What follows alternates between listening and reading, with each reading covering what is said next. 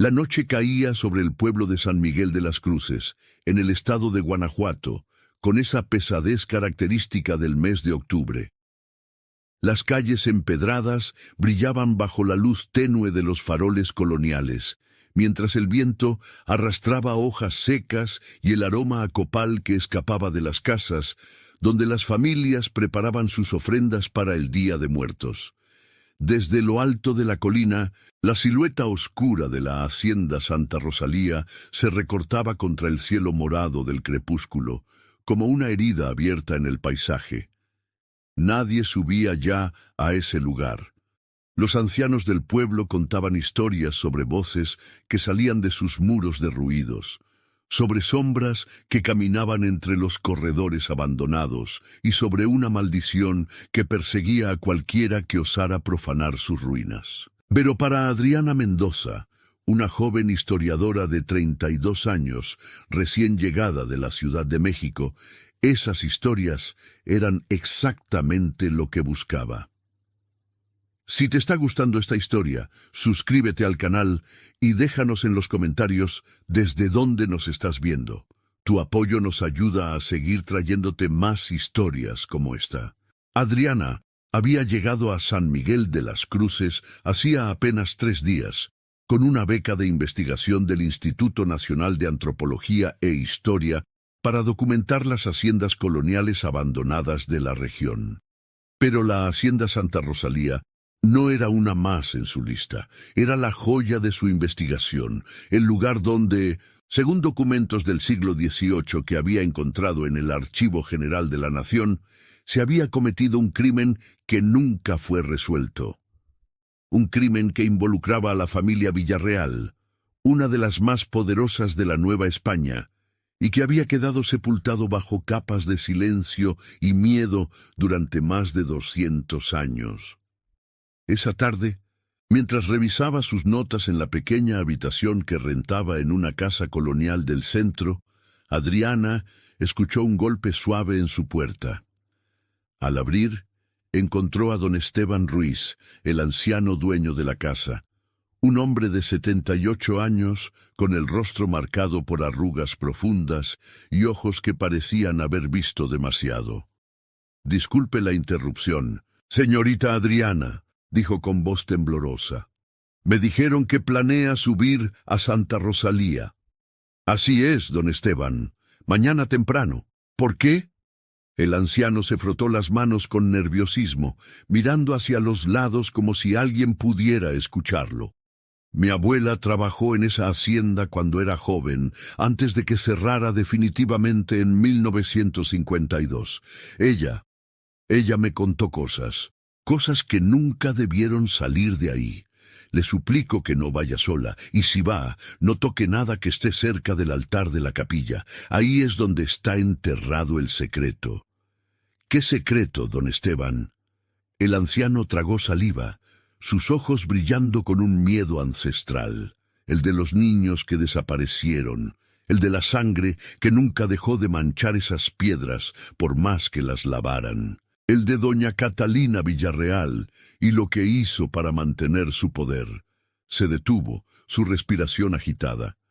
«Mi abuela decía que quien removiera las piedras del altar despertaría a los que nunca descansaron, y que la hacienda reclamaría lo que le fue quitado». Adriana sintió un escalofrío recorrer su espalda, pero la curiosidad profesional pudo más que el miedo. Había dedicado años a su carrera precisamente para desentrañar estos misterios históricos, para dar voz a los que habían sido silenciados.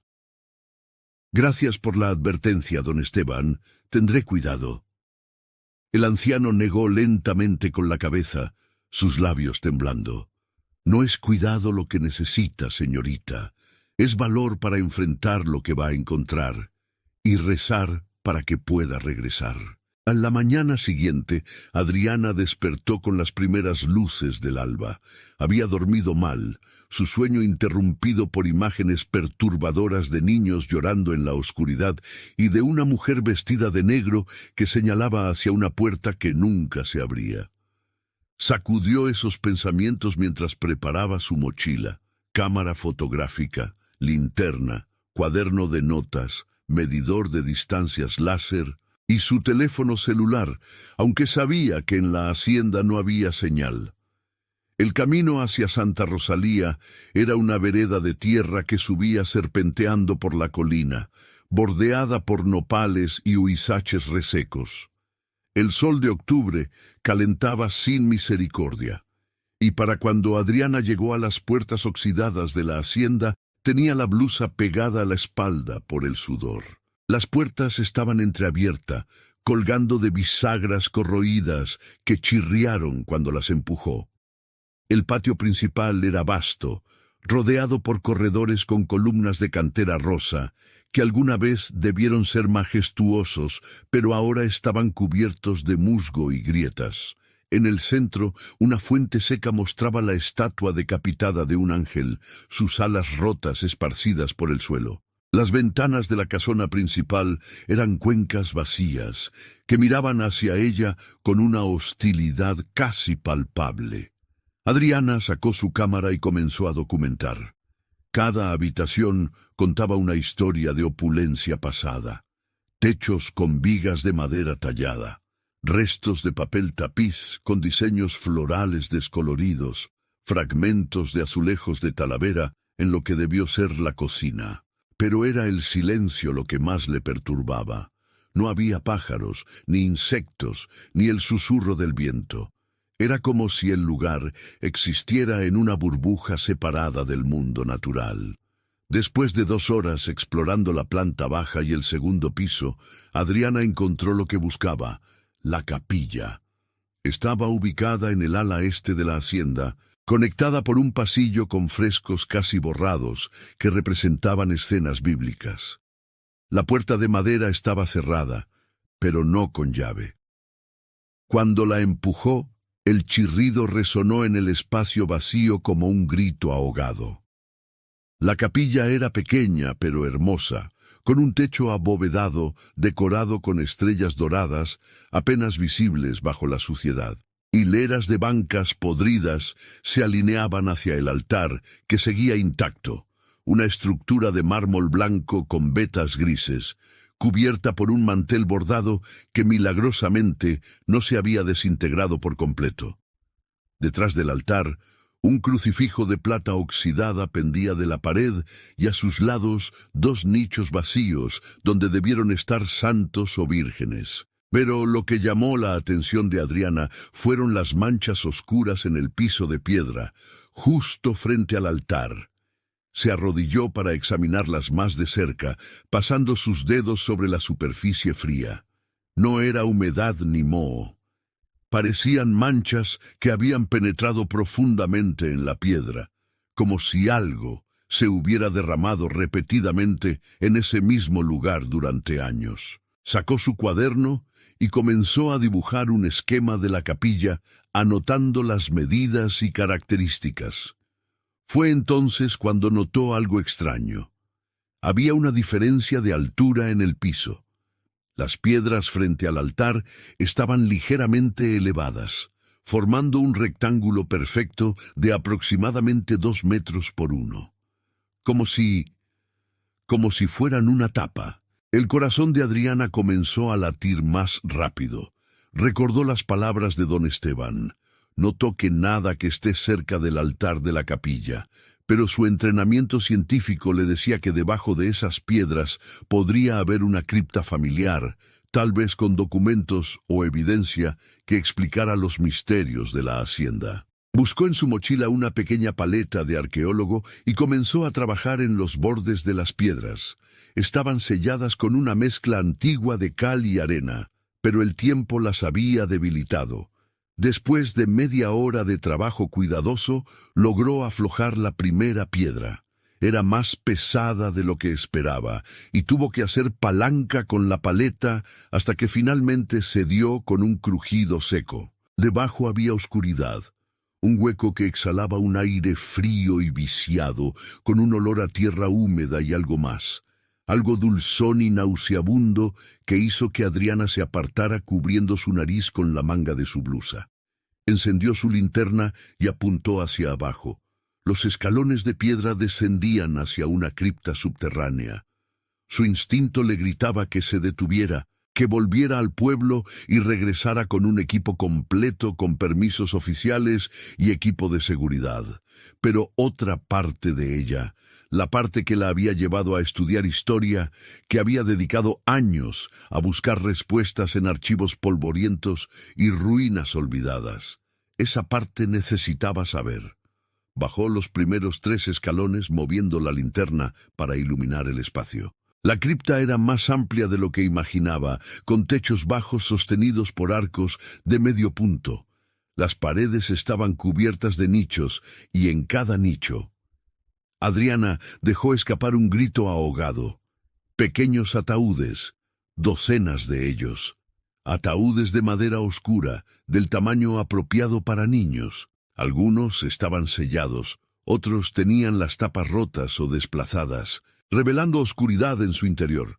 Y en las paredes, escritas con lo que parecía ser carbón o sangre vieja, había fechas y nombres. María del Carmen, 7 años, 1748. José Ignacio, 5 años, 1749. Ana Lucía, 9 años, 1751.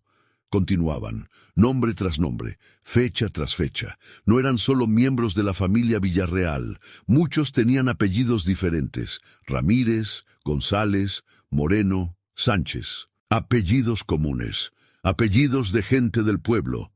Adriana sintió que las rodillas le flaqueaban. Esto no era una cripta familiar, era una tumba masiva, una fosa común para niños.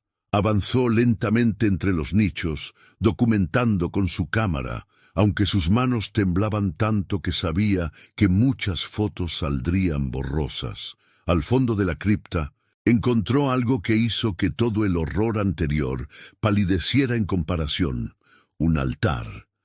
No como el de arriba, sagrado y bendecido, sino algo oscuro y profano. Una mesa de piedra manchada de negro, rodeada de símbolos que Adriana reconoció de sus estudios sobre creencias prehispánicas, mezcladas con prácticas coloniales prohibidas, símbolos de sacrificio, de invocación, de poder comprado con sangre inocente. Y sobre el altar un libro, encuadernado en cuero oscuro con cantos de metal oxidado. Adriana se acercó con reverencia y horror mezclados y con dedos temblorosos abrió la primera página. Estaba escrito en español antiguo, con una caligrafía elegante que contrastaba terriblemente con el contenido. Diario de Catalina Isabela Villarreal de Montemayor, año de Nuestro Señor de 1745. Si alguien lee esto después de mi muerte, que sepa que todo lo que hice fue para preservar lo que nos pertenecía por derecho divino. La hacienda Santa Rosalía es nuestra herencia, nuestra sangre, nuestro destino. Y cuando las sequías amenazaron con destruirnos, cuando las cosechas fallaban y las deudas crecían, encontré la respuesta en los antiguos conocimientos que los indios escondieron de los frailes. El poder tiene un precio, y yo estaba dispuesta a pagarlo. Adriana pasó las páginas con creciente horror. Catalina Villarreal había realizado un pacto. Había mezclado las enseñanzas católicas con rituales prehispánicos prohibidos, creando algo nuevo y terrible. Prometió a fuerzas antiguas lo más puro que poseía la humanidad, la vida de niños inocentes. A cambio, la hacienda prosperaría, las cosechas serían abundantes y la familia Villarreal mantendría su poder y riqueza. Según el diario, comenzó con los hijos de los trabajadores indígenas, aquellos cuyas desapariciones no serían investigadas demasiado. Pero conforme pasaban los años y el pacto exigía más, tomó también a niños mestizos, incluso a algunos españoles pobres. Los rituales se realizaban en fechas específicas, siguiendo el calendario prehispánico, bajo esta capilla que ella había construido específicamente para ese propósito. La última entrada del diario estaba fechada en 1752, escrita con una letra temblorosa muy diferente a la elegante caligrafía del inicio. Ya no puedo más, los he visto, a todos ellos. Caminan por los pasillos durante la noche, con sus ojos vacíos y sus bocas abiertas en gritos silenciosos. Me llaman, me señalan. Quieren que baje, que me una a ellos bajo la tierra. Mi esposo murió hace 3 meses, vomitando sangre negra. Mis 2 hijas mayores enloquecieron y ahora están encerradas en sus habitaciones, aullando como animales. El pacto me ha devorado. Creí que podía controlar fuerzas que no comprendía. Creí que mi posición me protegería del juicio divino. Me equivoqué.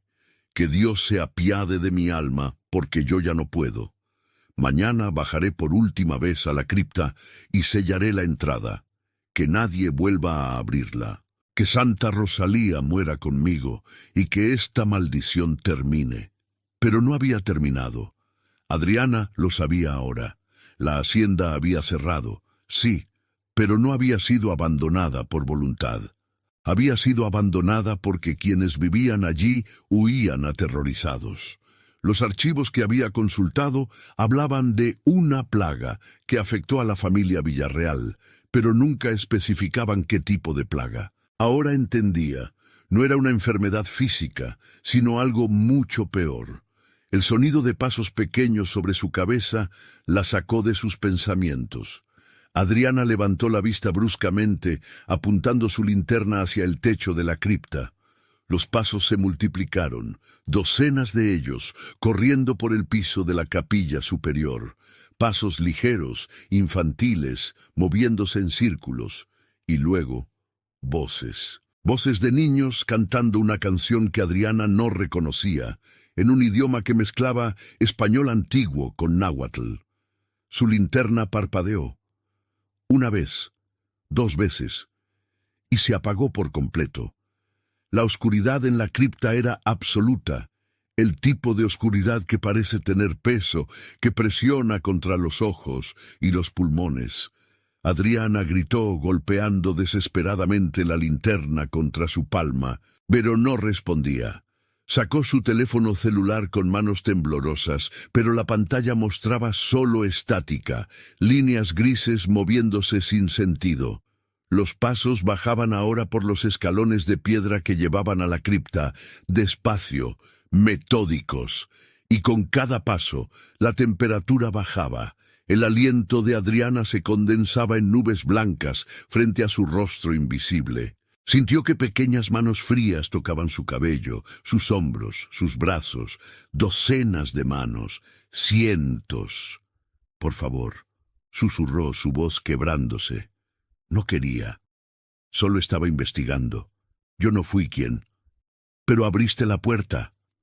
La voz surgió de todas partes y de ninguna, una voz colectiva formada por muchas gargantas pequeñas. Rompiste el sello. Catalina nos encerró, pero nos prometió que algún día vendría alguien que liberaría lo que ella contuvo. Tú eres esa persona. ¿Qué quieren de mí? Justicia, descanso, venganza. Hemos esperado tanto.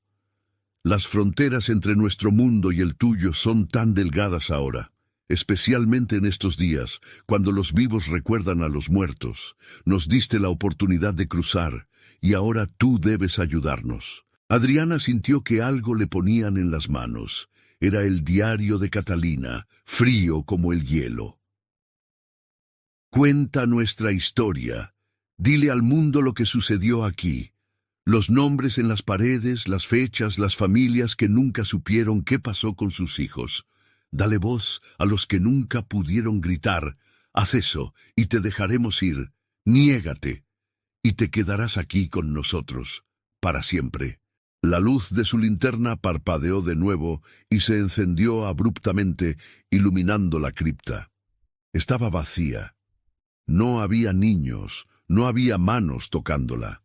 Pero las tapas de los ataúdes que antes estaban sellados ahora estaban abiertas, revelando huesos pequeños y delicados, algunos con restos de tela que alguna vez fueron ropas. Adriana no esperó más. Guardó el diario en su mochila y corrió hacia los escalones, subiendo tan rápido como sus piernas temblorosas se lo permitían. Cuando salió a la capilla, la luz del mediodía entraba por las ventanas rotas, y el silencio antinatural había sido reemplazado por el canto de los pájaros y el susurro del viento. Había pasado solo media hora desde que bajó, pero a ella le había parecido una eternidad. Corrió por los pasillos de la hacienda, bajó por la vereda de tierra, sin mirar atrás ni una sola vez. Cuando llegó a la casa de don Esteban, estaba sin aliento, empapada en sudor y lágrimas que no recordaba haber derramado. El anciano la estaba esperando en el patio, con un vaso de agua fresca en las manos, como si hubiera sabido exactamente cuándo llegaría. «Los vio», dijo simplemente. No era una pregunta. Adriana asintió, bebiendo el agua con avidez, el líquido fresco recorriendo su garganta cerrada por el miedo. «Me dieron esto», dijo, sacando el diario de su mochila. «Quieren que cuente su historia». Don Esteban miró el libro con una mezcla de temor y resignación. «Mi abuela me habló de ese diario. Dijo que doña Catalina lo había escrito como confesión antes de morir. Pensábamos que se había quemado en el incendio de 1756, cuando la torre este de la hacienda colapsó». Se sentó pesadamente en una silla de madera. «¿Qué va a hacer con él?» «Lo que me pidieron. Voy a investigar cada nombre de esas paredes. Voy a encontrar a los descendientes de esas familias, si aún existen. Voy a documentar todo y escribir un informe completo para el instituto. Y voy a publicarlo, para que todos sepan lo que pasó en Santa Rosalía. Eso traerá problemas, señorita Adriana. Hay familias poderosas en Guanajuato que no querrán que se remueva esa historia. Los Villarreal se extinguieron, sí, pero se casaron con otras familias de alcurnia. Sus descendientes no querrán verse manchados por esta verdad. No me importa». La voz de Adriana era firme ahora, el miedo transformándose en determinación. «Esos niños merecen ser recordados. Sus familias merecen saber la verdad. No puedo devolverles la vida que les fue robada, pero puedo darles algo, una voz, un lugar en la historia. Reconocimiento de que existieron y de que su muerte fue una injusticia». Durante las siguientes semanas, Adriana trabajó con una intensidad que rayaba en la obsesión. Cada noche, sentada en su pequeña habitación, con el diario de Catalina abierto frente a ella, copiaba nombres y fechas. Cada día, visitaba el archivo parroquial de San Miguel de las Cruces y de los pueblos cercanos, buscando registros de bautismos que coincidieran con los nombres en las paredes de la cripta. Algunos eran fáciles de encontrar, otros, especialmente los de familias indígenas, habían sido borrados o nunca registrados correctamente. Con ayuda de don Esteban y otros ancianos del pueblo, comenzó a reconstruir las genealogías. Descubrió que al menos 30 de las familias actuales de San Miguel de las Cruces tenían ancestros directos entre los niños enterrados bajo la capilla. La noticia se extendió rápidamente, y pronto Adriana se encontró recibiendo visitas de personas que querían saber si sus antepasados estaban entre las víctimas. Una tarde llegó a visitarla doña Mercedes Sánchez, una mujer de 60 años que traía consigo un retrato antiguo y una historia que se había transmitido en su familia durante generaciones. Mi bisabuela contaba que su hermano menor, Sebastián, desapareció cuando tenía 8 años. Fue en 1751. La familia dijo que se había perdido en el monte, pero mi bisabuela siempre supo que eso era mentira. Dijo que la señora de la hacienda había mandado buscar a varios niños del pueblo ese año, con excusas de que iban a trabajar en la casa grande o a aprender oficios, pero ninguno regresó. Adriana revisó su lista y sintió que se le cerraba la garganta. Sebastián Sánchez López, 8 años, desaparecido en marzo de 1751. Está en la lista, el nicho número 27. Doña Mercedes rompió en llanto, abrazando el retrato contra su pecho. Después de tantos años, por fin sabemos qué pasó con él. Por fin podemos darle un entierro apropiado. Esa conversación marcó un punto de inflexión. Lo que había comenzado como una investigación académica se transformó en algo mucho más personal y urgente. Adriana organizó una reunión en la plaza principal del pueblo, donde presentó sus hallazgos. Mostró fotografías de la cripta, copias del diario. Había mantenido el original bajo llave en una caja fuerte del banco local, y la lista completa de nombres que había identificado. La reacción fue mixta. Algunos recibieron la noticia con lágrimas de duelo y alivio, finalmente entendiendo qué había pasado con ancestros que habían desaparecido sin explicación. Otros expresaron enojo de que alguien de fuera hubiera desenterrado secretos que el pueblo había decidido olvidar. Y unos pocos, los más ancianos, mostraron miedo. «Ha despertado algo que debió permanecer dormido», dijo uno de ellos, un hombre de 90 años llamado don Prudencio. «Mi padre me contó que después de que cerraron Santa Rosalía, los que se atrevían a subir allí durante la noche veían luces moviéndose en las ventanas. Escuchaban cantos, algunos decían que veían procesiones de niños vestidos de blanco caminando en círculos alrededor de la hacienda. Y ahora usted ha removido las piedras, ha abierto la cripta. ¿Qué cree que va a pasar?» Adriana no tenía respuesta para eso, pero esa misma noche comenzaron los acontecimientos que validarían los temores de don Prudencio. Todo empezó con los sueños. Varias personas en San Miguel de las Cruces reportaron haber soñado con niños que los llamaban por su nombre, pidiéndoles que fueran a la hacienda. Los niños en los sueños estaban sucios, con ropas rasgadas, y todos señalaban hacia abajo, hacia la tierra. Algunos de los que tuvieron estos sueños despertaron con marcas en sus brazos, como si manos pequeñas los hubieran agarrado durante la noche. Luego vinieron las apariciones. Una maestra de la escuela primaria vio a un niño sentado solo en uno de los pupitres después de que todos se habían ido a casa. Cuando se acercó, el niño volteó hacia ella con ojos vacíos y desapareció. El dueño de la tienda de abarrotes encontró pequeñas huellas de pies descalzos en el piso de su negocio cada mañana, aunque las puertas estaban cerradas con llave. Y en la hacienda Santa Rosalía las luces regresaron. Cada noche, sin falta, una procesión de pequeñas luces parpadeantes subía por la vereda hacia la capilla como si fueran velas llevadas por manos invisibles. El padre Miguel, el párroco de San Miguel de las Cruces, decidió que era momento de actuar. Era un hombre joven, de apenas 35 años, con ideas progresistas que contrastaban con la superstición arraigada del pueblo, pero incluso él no podía ignorar lo que estaba sucediendo. «Necesitamos realizar una ceremonia», le dijo a Adriana cuando ella lo visitó en la parroquia.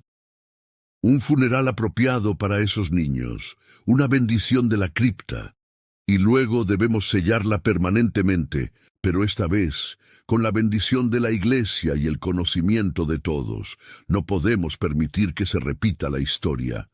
Adriana estuvo de acuerdo, pero antes del funeral quería hacer algo más.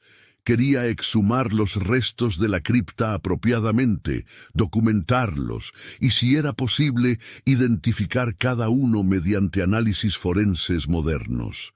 Contactó al Instituto Nacional de Antropología e Historia y, para su sorpresa, su propuesta fue aprobada rápidamente. El caso de Santa Rosalía había ganado notoriedad nacional.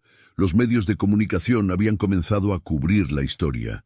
Un equipo de antropólogos forenses, arqueólogos y técnicos en preservación llegó a San Miguel de las Cruces a finales de noviembre. Durante 2 semanas trabajaron meticulosamente en la cripta, documentando cada detalle, exhumando cuidadosamente los restos, tomando muestras para análisis de ADN cuando era posible. Los hallazgos fueron incluso más perturbadores que lo que Adriana había visto inicialmente. Los huesos mostraban marcas de cortes rituales. Algunos cráneos tenían perforaciones post-mortem, consistentes con prácticas ceremoniales prehispánicas. Y en varios casos, encontraron evidencia de que los niños habían sido drogados antes de morir, probablemente con peyote o hongos alucinógenos, basándose en análisis toxicológicos de los huesos. El informe forense final confirmó 42 víctimas individuales, con edades que iban desde los 4 hasta los 12 años.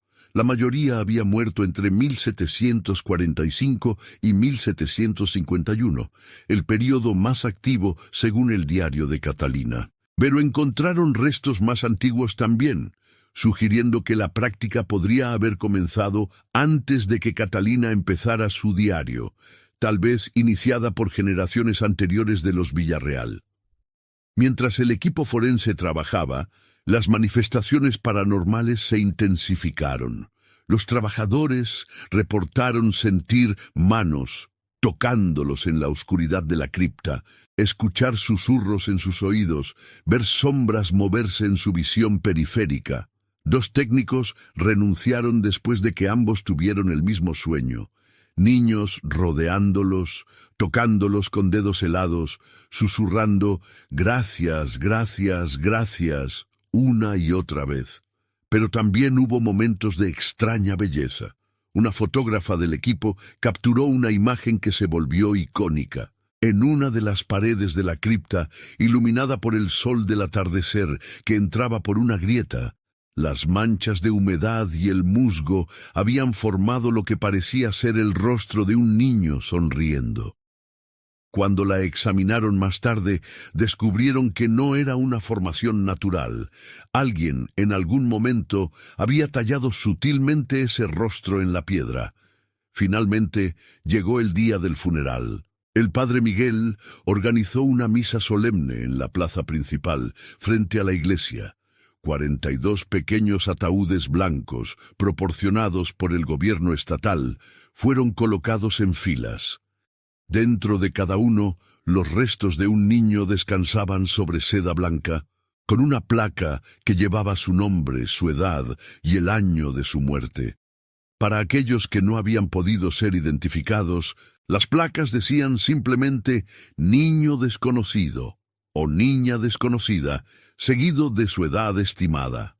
Miles de personas asistieron, familias enteras de San Miguel de las Cruces y pueblos circundantes, periodistas de todo México, representantes del gobierno y del Instituto Nacional de Antropología e Historia. Y en las primeras filas, los descendientes directos de las víctimas identificadas, muchos de ellos llorando por ancestros que nunca conocieron, pero a quienes ahora podían honrar.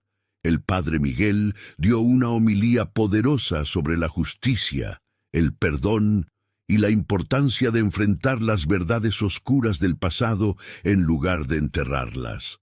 Estos niños fueron víctimas de la codicia, de la superstición y del abuso de poder, dijo su voz resonando por altavoces. Durante más de 2 siglos, sus nombres fueron olvidados, sus muertes ignoradas, su dolor silenciado. Pero hoy les devolvemos su dignidad. Hoy reconocemos que sus vidas importaron, que sus muertes fueron crímenes, y que merecen descansar en paz, rodeados del amor de una comunidad que nunca los olvidará. Después de la misa, se realizó una procesión hacia el nuevo cementerio que había sido construido específicamente para este propósito, ubicado en la base de la colina donde estaba Santa Rosalía. Los ataúdes fueron llevados en carrozas decoradas con flores de cempasúchil, la flor tradicional del Día de Muertos. Mariachis tocaron canciones de despedida. Mujeres del pueblo cantaron alabanzas tradicionales. Cuando el último ataúd fue colocado en la tierra y la última oración fue dicha, algo extraordinario sucedió. Testigos juraron después que el aire se llenó con el sonido de risas infantiles. No risas de miedo o burla, sino risas genuinas, alegres, libres. Y por un momento, El sol que se ponía detrás de la hacienda Santa Rosalía parecía iluminarla de una manera diferente, como si un peso que había estado presionándola durante siglos hubiera sido finalmente levantado. Esa noche, las luces en la hacienda no aparecieron por primera vez en semanas. Las pesadillas cesaron. Las apariciones terminaron. Era como si los niños finalmente reconocidos y honrados hubieran podido por fin descansar, pero la historia no termina con el funeral, quedaba un asunto pendiente. ¿Qué hacer con la hacienda Santa Rosalía misma? Hubo debates intensos en el pueblo. Algunos querían demolerla completamente, borrar toda evidencia de lo que había sucedido allí. Otros argumentaban que debía ser preservada como monumento histórico, un recordatorio de las atrocidades que los humanos son capaces de cometer cuando la codicia supera la compasión. Al final se llegó a un compromiso. La hacienda sería preservada, pero transformada. La capilla donde había ocurrido el mayor horror sería convertida en un memorial.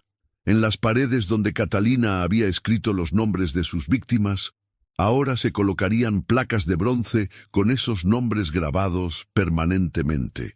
El diario de Catalina sería exhibido en una vitrina a prueba de balas, junto con documentos históricos y fotografías del proceso de exhumación. El resto de la hacienda sería convertida en un centro de estudios sobre derechos humanos y justicia histórica, enfocándose en dar voz a las víctimas olvidadas de abusos de poder a través de los siglos.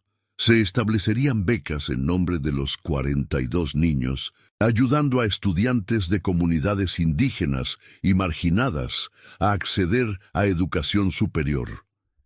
Adriana fue invitada a ser la primera directora del centro. Aunque inicialmente había planeado regresar a la Ciudad de México una vez completada su investigación, decidió quedarse. San Miguel de las Cruces se había convertido en su hogar, y los niños de Santa Rosalía en su responsabilidad. El centro abrió sus puertas en el aniversario del funeral, un año después. La inauguración fue emotiva, con discursos de sobrevivientes de otras injusticias históricas, activistas de derechos humanos y académicos. Pero el momento más conmovedor vino cuando doña Mercedes Sánchez, quien había descubierto que su ancestro Sebastián estaba entre las víctimas, subió al estrado. Durante generaciones, mi familia cargó con el dolor de no saber, dijo, su voz temblorosa pero firme. Mi bisabuela murió sin respuestas, mi abuela murió sin respuestas, pero yo tuve la bendición de conocer la verdad, de llorar apropiadamente por Sebastián, de darle un lugar en nuestra historia familiar, y ahora, gracias a este centro, otras familias tendrán la oportunidad de encontrar sus propias verdades, de recuperar sus propias historias perdidas. Este lugar no es solo un memorial para 42 niños, es un memorial para todas las voces que han sido silenciadas a través de la historia, y es una promesa de que nunca más permitiremos que las víctimas sean olvidadas. Las palabras de doña Mercedes resonaron profundamente. En los meses siguientes, el centro comenzó a recibir visitas de personas de todo México y más allá, cada una con su propia historia de injusticia familiar, de ancestros desaparecidos, de verdades enterradas que necesitaban ser descubiertas. Pero también algo más comenzó a suceder, algo que Adriana no había anticipado. La gente empezó a reportar experiencias positivas en la hacienda. A diferencia del miedo y la opresión que había caracterizado el lugar durante siglos, ahora hablaban de sentimientos de paz, de consuelo. Madres que habían perdido hijos decían que, al visitar el memorial, sentían como si manos pequeñas y gentiles tocaran sus hombros en gesto de compasión. Niños que visitaban con sus familias decían que sentían como si otros niños estuvieran jugando con ellos en los jardines restaurados de la hacienda. Un día, Casi 2 años después de que Adriana había abierto por primera vez la cripta, estaba trabajando sola en su oficina en el centro cuando escuchó voces de niños cantando. Reconoció la canción esta vez. Era La Llorona, una melodía tradicional mexicana, pero cantada con una dulzura y alegría que contrastaba con su letra melancólica. Se levantó y siguió el sonido hasta la capilla memorial. Dentro, la luz del atardecer entraba por las ventanas restauradas, creando patrones dorados sobre las placas de bronce con los nombres de los niños. Y allí, en el aire iluminado por el polvo, Adriana juró que podía ver formas translúcidas, pequeñas siluetas que se movían y giraban en una danza circular, tomadas de la mano. No sintió miedo, en cambio, sintió una profunda paz, y algo más, gratitud. Ellos le estaban agradeciendo, no solo por descubrir la verdad, sino por darles algo que nunca habían tenido, la oportunidad de ser niños nuevamente, libres de las cadenas del trauma y el olvido. «Descansen en paz», susurró Adriana, con lágrimas corriendo por sus mejillas. Su historia ha sido contada. Sus nombres nunca serán olvidados. Las formas parpadearon una vez más, como velas sacudidas por una brisa suave, y luego desaparecieron. Pero Adriana sabía que no se habían ido realmente. Estaban allí, en cada placa con un nombre, en cada flor que los visitantes dejaban, en cada historia que se contaba sobre la justicia y el coraje necesarios para enfrentar verdades difíciles. La hacienda Santa Rosalía nunca volvería a ser un lugar de horror. Ahora era un lugar de memoria, de sanación y extrañamente de esperanza. Esperanza de que incluso las injusticias más antiguas pueden ser reconocidas, de que ninguna víctima está verdaderamente olvidada mientras alguien esté dispuesto a buscar la verdad, y de que del suelo manchado por el sufrimiento pueden crecer flores de compasión y entendimiento. Los niños de Santa Rosalía habían esperado más de 2 siglos por justicia, y aunque esa justicia llegó demasiado tarde para salvarlos, no llegó demasiado tarde para honrarlos, para recordarlos, y para asegurar que sus muertes no fueran en vano. En las noches tranquilas de San Miguel de las Cruces, cuando el viento sopla desde la colina donde está la hacienda, la gente jura que todavía puede escuchar a los niños cantando. Pero ya no es un sonido de miedo o lamento, es un canto de celebración, de libertad, de espíritus que finalmente encontraron su camino a casa. Y Adriana, sentada en su oficina con el diario de Catalina guardado de forma segura en su vitrina, sonríe. Ha cumplido la promesa que hizo aquel día terrible en la cripta. Les ha dado voz a los sin voz. Ha sacado la oscuridad a la luz. Ha transformado una maldición en una bendición. La maldición de la hacienda Santa Rosalía ha terminado, pero la memoria de los 42 niños enterrados bajo su altar perdurará para siempre, un recordatorio eterno de que la verdad, no importa cuán dolorosa, siempre merece ser descubierta, y de que la justicia, no importa cuán tardía, siempre merece ser buscada.